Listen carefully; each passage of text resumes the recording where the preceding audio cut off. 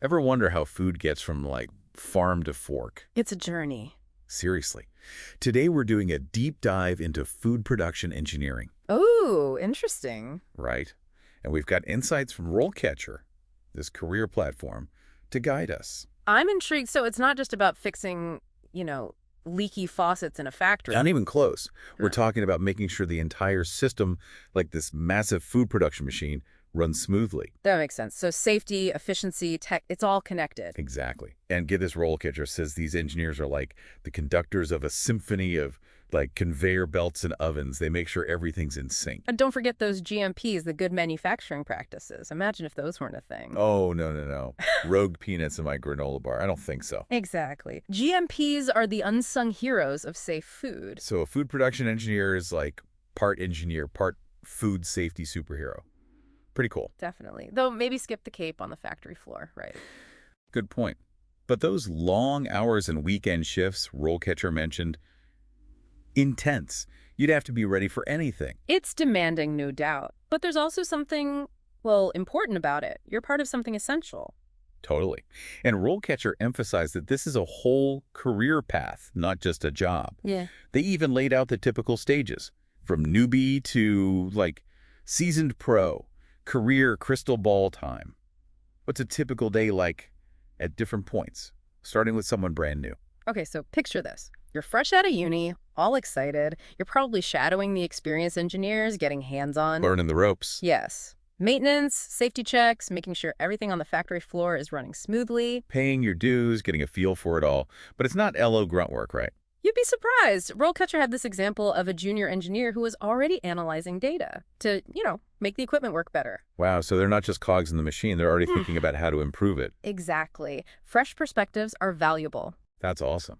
Okay, so what about climbing that ladder? What does a mid-level position look like? More responsibility. You might be managing preventative maintenance, troubleshooting when things go wrong. Being the problem solver in chief. Exactly. And maybe even leading equipment upgrades. So you need engineering skills, A&D, those problem-solving instincts.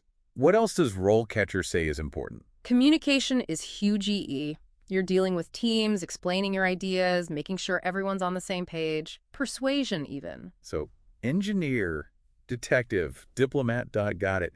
What about those at the very top, the senior engineers? They're the visionaries. They're thinking long-term, maybe bringing in new tech, mentoring the next generation. Wow, that's impressive.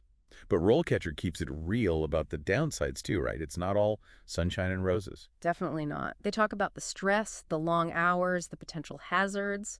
It's a demanding field. Not for the faint of heart. But for someone who's passionate, it sounds like a pretty amazing path. So to break into this field, is it all about the technical stuff? Well, that's where it gets even more interesting. So it's not just knowing the tech stuff inside and out. What else is important? Problem solving. Big time. Okay, makes sense. But, like, what kind of problems? Not just, oh, this machine is broken, let's fix it. It's more like, Preventing the breakdown in the first place. exactly, thinking ahead like a chess player, anticipating issues before they become problems. Smart. And what about teamwork? You're not in a silo, right? Definitely not. You've got to be a good communicator. RoleCatcher had this example, actually. Well, tell me. This mid-level engineer, they knew this new cleaning process would be way better, more efficient, safer. Sounds good. But they had to get the whole team on board. That takes some serious people skills. Convincing people, not just machines. Yeah. Okay, so you've got the skills. You're a team player. Mm. Time for the interview, right? Great. And that's where RoleCatcher gets really interesting. The AI stuff. They were really pushing that. It's pretty wild, actually. They've got this whole AI-powered interview prep tool.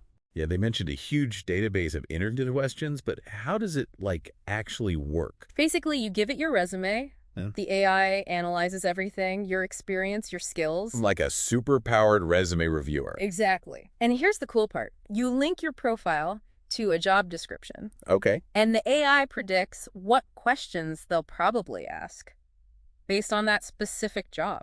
No way. So you can, like, anticipate the questions before you even walk in the door. Pretty much. It takes away some of the guesswork. I like it. But what about your answers? Does it, like, write them for you? It can give you feedback on your delivery, what you say, even your tone. So it's like having a personal coach, but, digital. Exactly. It can feel a bit weird at first, but it's super helpful. But isn't there a risk of, I don't know, sounding too robotic? if you rely on the AI too much. That's the thing, right? It's a tool. It can help you improve, but you don't want to lose your own voice. It's like give a person a fish they eat for a day, but teach them to fish. And they'll probably still use AI to find the best fishing spots online. Exactly. It's about finding that balance. Using the tech, but not letting it, like, take over. Totally. Yeah. We still need those human skills. Critical thinking, being able to connect with people. Couldn't agree more.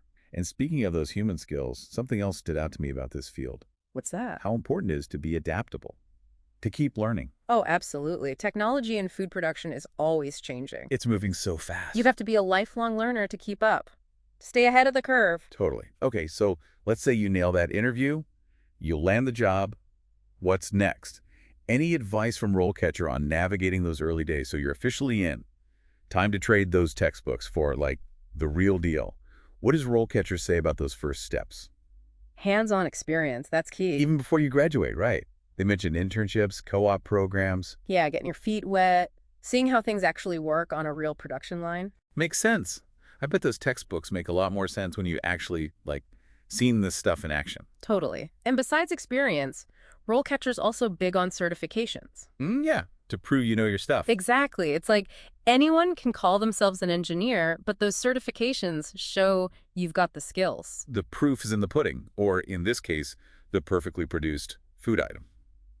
So what kind of certifications are we talking about? Well, there's HACCP, hazard analysis and critical control points. Sounds intense. It's all about identifying risks, figuring out how to prevent them, keeping the food safe. No rogue peanuts allowed. What about those GMPs? Any certifications for those? For sure. A GMP certification shows you're all over those good manufacturing practices. Hygiene, quality control, the whole 9 yards. So you're like a GMP black belt. Something like that. It seems like in this field, you always have to be learning. New tech, new regulations. It's true, things move fast. But that's what makes it exciting. Totally. It's like you're part of this, like food revolution. Always innovating. And it makes you appreciate all the work that goes on behind the scenes. Right. Like we just see the food on our plates, but there's a whole team of people making it happen Yeah. safely, efficiently. It's pretty amazing when you think about it. It is. So to everyone out there who's now thinking food production engineering, that's for me. Yeah. Go for it.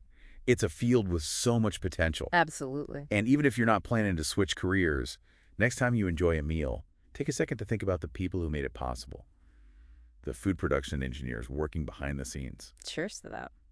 Thanks for joining us for this deep dive into the world of food production engineering. Until next time, keep those minds curious.